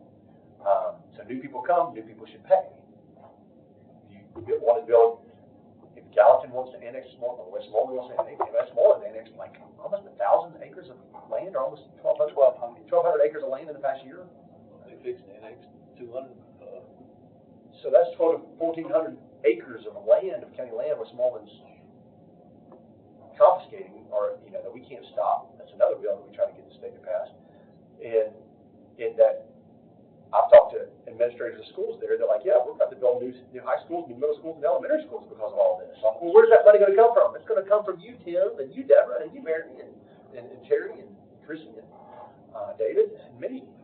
But if we pass something like this, when they build those things, those houses, those people are gonna pay for their own. It's not gonna be much, it's gonna go from $2,500 or $1,800 a house to $3,500 or $4,500 a house. It's still not, it won't make a dent, but it's a little bit more going towards that debt. The existing population will still be subsidizing to great part the new growth. It's 90% of it. Yeah, it's a lot. We can charge impact fees like Williamson County. That's the game changer. That's until state law changes. Because that's all that really is a true, you pay for what you get. Yeah. If you want a $250 million monolith Liberty Creek College campus, you know, then you're going to pay the impact fee to build that in your neighborhood. I mean, that's only fair. So, Commissioner Jones, Call the question. okay, any other discussion before we call the question? Yeah, I just want to say in this Was document, the motion ever put out? we haven't made a motion yet. Second. I haven't made a motion. Hurry up. We got a motion call the question. I make a motion that we go ahead and adopt, send up to the commission this Senate Bill number 2261 and House Bill number 2426, which increases the adequate facility tax to $1.50 straight across the board on all new development. Second. Mr. Moderator, does that need to go to budget first, or does that need to go to legislative or the full commission? That's a great question. It's not a demand on budget, it shouldn't have to go to budget. It adds to. There's a 2/3 majority private act, so should this go And legislative? commission twice, right? Yeah. So, I'll steer it to the next appropriate committee. How about that be the motion? Or the next appropriate. Do we have to do 2 readings here? No. Okay. I'll second it. All right, any other discussion? All in favor, say aye. Aye. Any opposed? All right. That's, Mr. Chairman, before you move on, I had some information come in about something that we already passed by. Somebody texted me, and I don't know when it's appropriate to let the community know, but I want to let you guys know what was said about a discussion we had previous about the RV. Would now be an okay time to share it? Millersville City Commissioner confirmed with the fire chief, Brad Williams, I'm assuming, that they do not have water and sewer hooked up, never had. And so using facilities inside. So we bought the most expensive trailer. so we rented the most expensive trailer for no reason. It looks pretty, that's why. So the discussion about hooking up the permanent water and sewer was never a threat if it was never a problem. We can make a motion to reconsider if you guys want to bring that back up to the table. I don't know if it's something that will help change a decision that we do, but I wanted it known that we We can. still need to know what the sewer hookup would be, so we'll just keep it under old business for next month. But now we know we have the possibility of getting the lesser expensive. And we also know there's been nobody coming out and doing sewer or anything, so it's been, Yeah, it's that's been a confirmed straight by coffee, which is Fire explained. Chief, Brad Miller. Do what? Confirmed by Fire Chief Brad Miller from the Millersville City Commissioner. Kick it out another month, and it's gonna cost us $2,750 more. It's not the end of the world, but I don't wanna be. Well, we've already, it's on our business, so we have to make a motion to reconsider, if you guys want to talk about it again. The only other thing we do We don't know. is appropriate money towards purchasing a cheaper. So I say we keep it on business. You can't get it to budget this month anyway. There we go, so, Because of notification rules. no, No, the budget. Oh, we just need to wait till after June 30th. okay. So, all right, Just wanted you to know. Well, that's good news. I see we texted Mr. Darnell Yeah. in this meeting. Yeah, well, everybody's asking the questions, so I just asked. All right, so we have have an answer to that. Item 8, I have a motion to approve. Motion to approve. Do you have a second? Second by Commissioner Janone. All in favor say aye. Aye. Any opposed? Item B, do we have a motion for discussion? Motion to discuss. Second. By Commissioner Klein, second by Commissioner Miller. All in favor say aye. Any opposed? Commissioner Klein, you wanted to hook up your computer for? Yeah. So,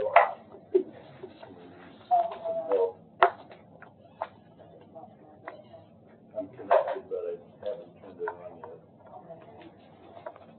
Should be HDMI 3. Oh, sorry, I thought they had already set up. Or did you have to pull it down, Joe Ferguson? Well, it should be on the, oh, she's gonna plug it in. Exactly. Now to whatever one she plugs in. Right.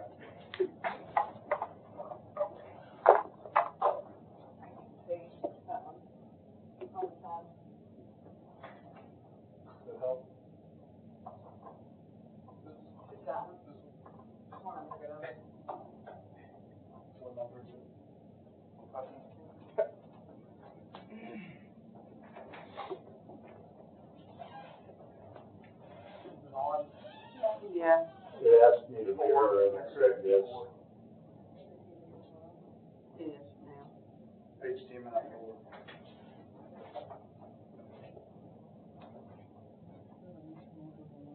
Keep going to the right. Two more. Nope, keep going to the right. HDMI 4. Right there.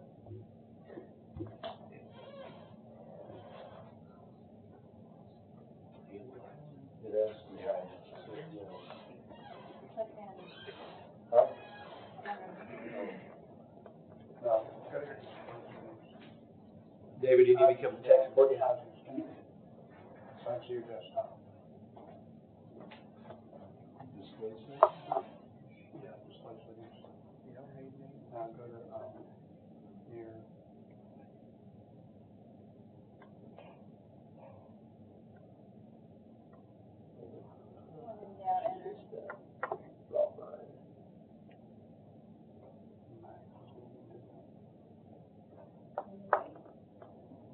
Government people that take away a computer. That was it. Reads where? Near. Yep.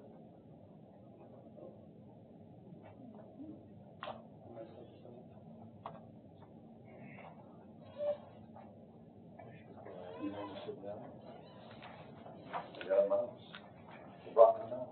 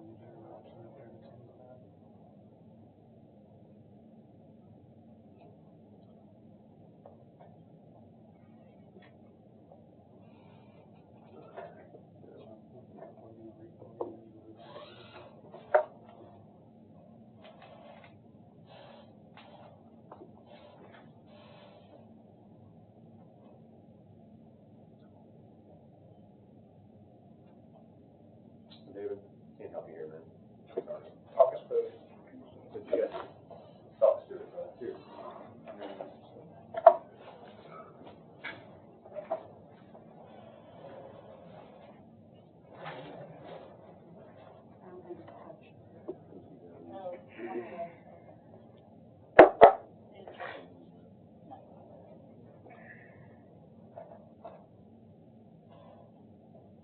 Why don't you get started? Okay. Over in the archive warehouse, it's become a dumping ground for a lot of different departments. Pull out, print off that I made that I didn't think I was going to need, but I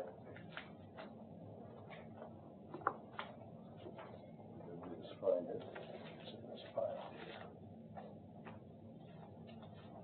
Okay, there are about 10 different departments that are taking up space in that archive building. That archive warehouse is 6,440 square feet total.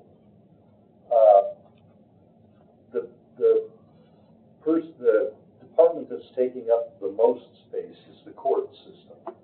They've got about 230 filing cabinets in what I call the hallway area, and they're basically inundating 2,133 square feet of that 6,440.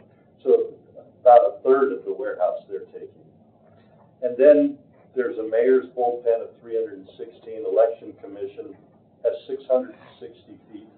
The Sumner County Commission has 594. The tax assessor has 705. IT is 216. Finance is 216. Sheriff's Department is 264.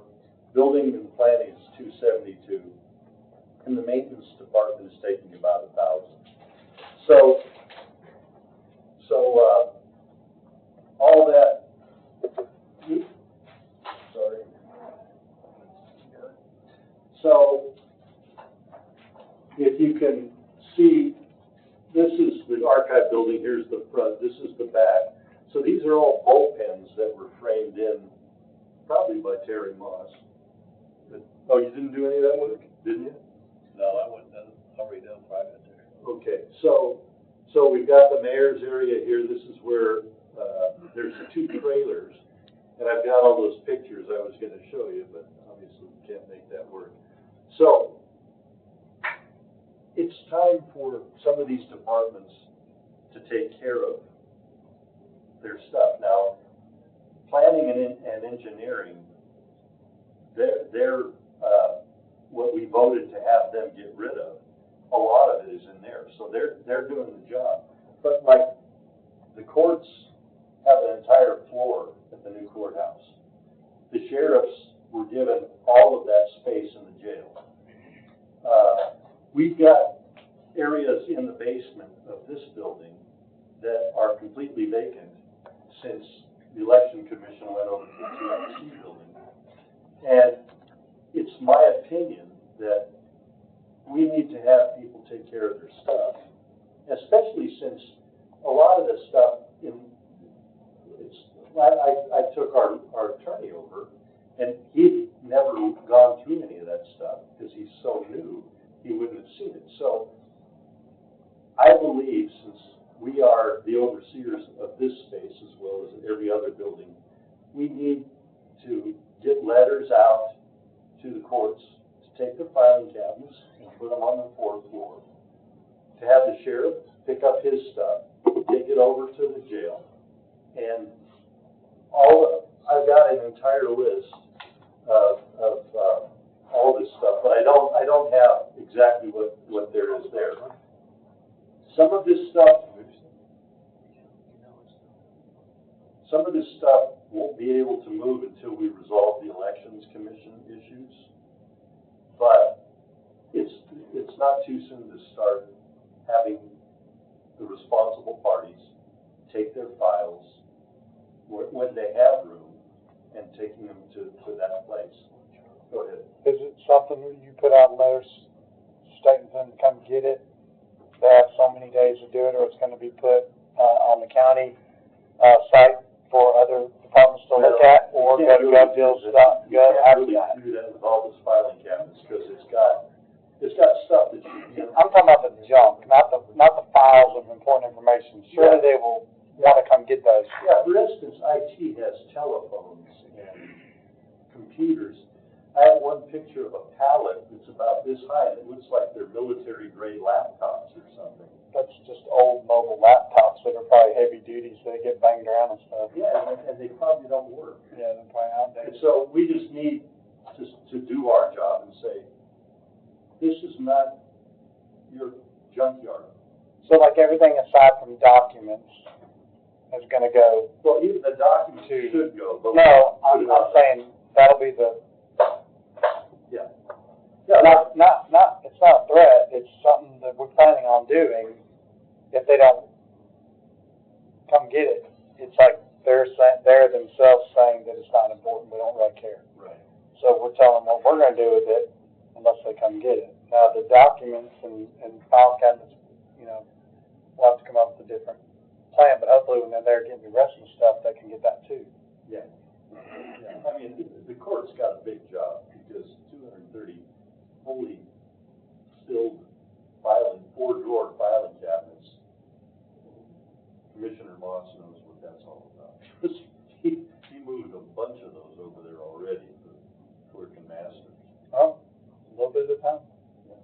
Well, so what are you wanting to send a letter to department heads and ask, well, I'll just say, I'm going to read this and make this very clear.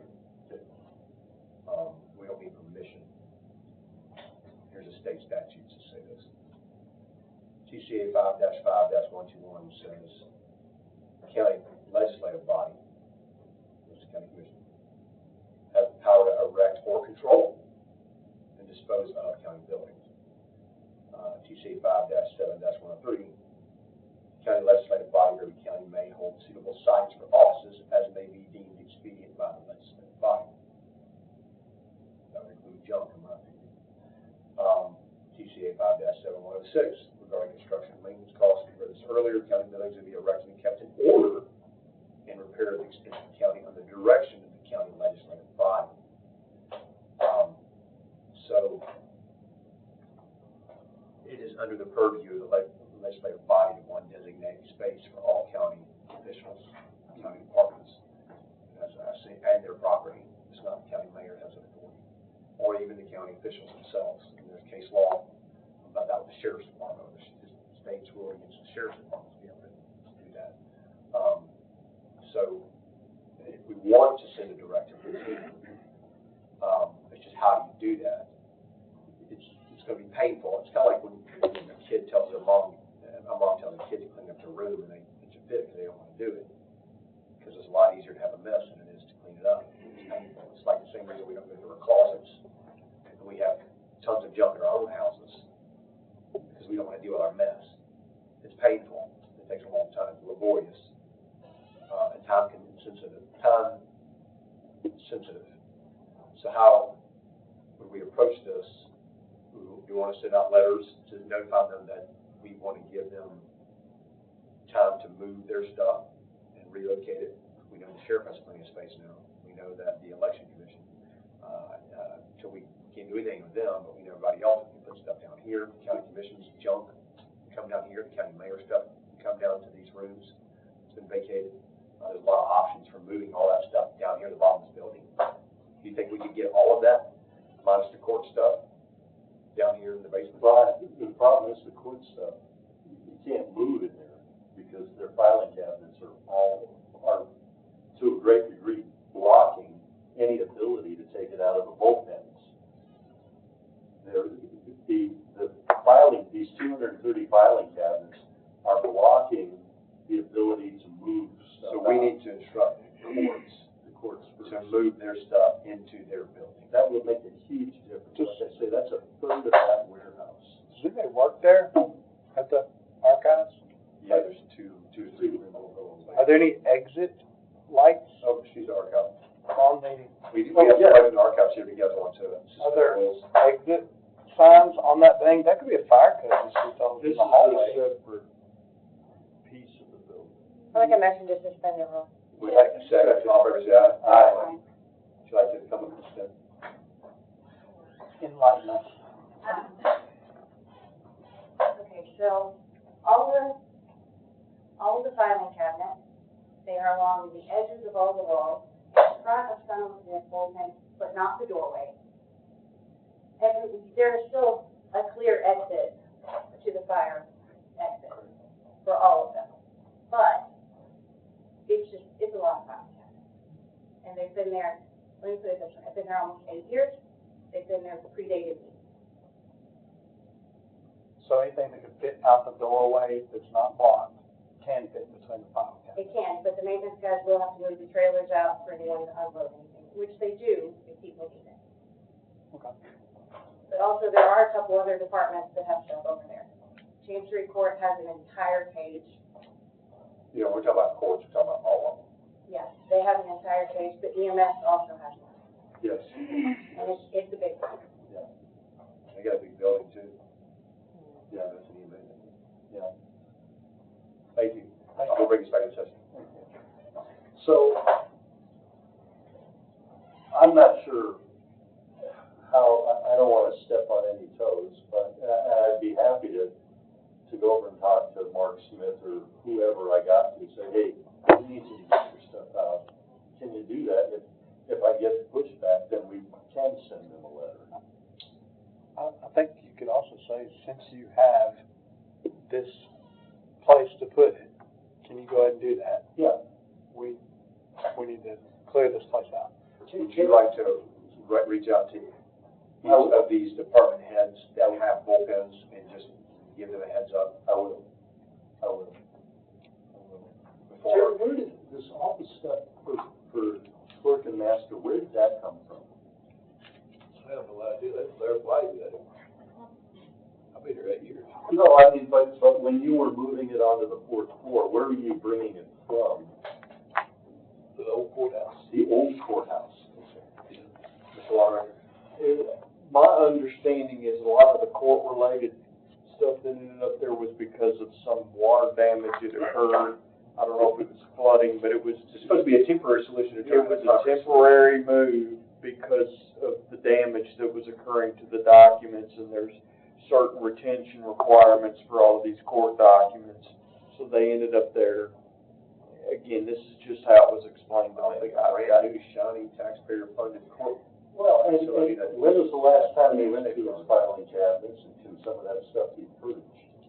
That's a state. They'll decide that once they're under the pressure of needing to move it. They'll decide, hey, do we really want to move this? And I mean, the Sumner County Commission has almost 600 square feet that we've got boxes and filing cabinets, and so I don't know how long we have to keep that stuff.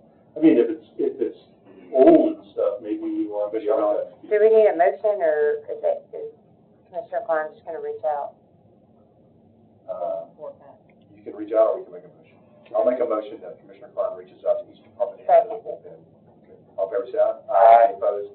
do we need to leave it on the agenda for next month? Yes, sir. Motion to adjourn. This is old business. Oh, already say I third it. Or we have a motion to adjourn, we have a second. All in favor, say aye. Aye. Opposed? All right. Nobody says no. My favorite.